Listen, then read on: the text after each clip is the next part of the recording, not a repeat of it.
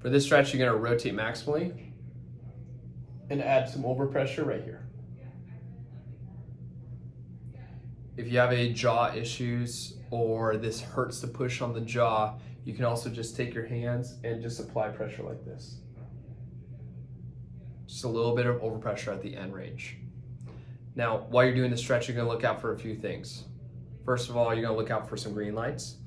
If things improve as you go, if you get more range of motion as you go, if symptoms get less as you go, then you get a green light, means keep going. Nothing changes. Even afterwards, nothing has changed. Yellow light means keep going, but watch out for red lights. And red lights are things get worse as you go. Decreased range of motion, more pain, more symptoms. Another thing you want to look for is signs for centralization versus peripheralization. So as you go, you may find that if you have symptoms down into the side of the neck, not the center neck, but the side of the neck, upper trap, kind of mid-back, shoulder blade, shoulder, or down into the arm or hand, that the symptoms, if they are moving closer to the spine, because that's called centralization.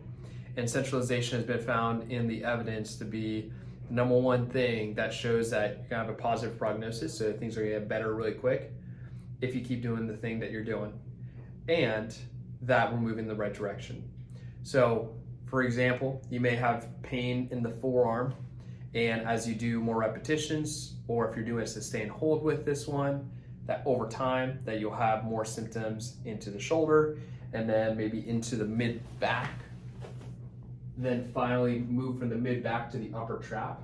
And it's important to note that the mid-back is more peripheral than the upper trap, and the upper trap is more central to the mid-back, which means if symptoms move from the mid-back or shoulder blade to the upper trap, that is more central, closer to the spine, and that's a good thing. It goes from upper trap to mid-back, that's peripheral.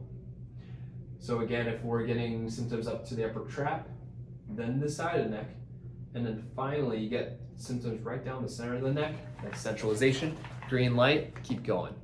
If symptoms start moving the opposite direction, we call that peripheralization. It means you need to stop. If you get peripheralization or any sort of red light, it's not a bad thing. It is something that you need to stop the stretch, but sometimes it just means that you're moving on to the next phase. You've actually accomplished a milestone, but it means that you need a new stretch.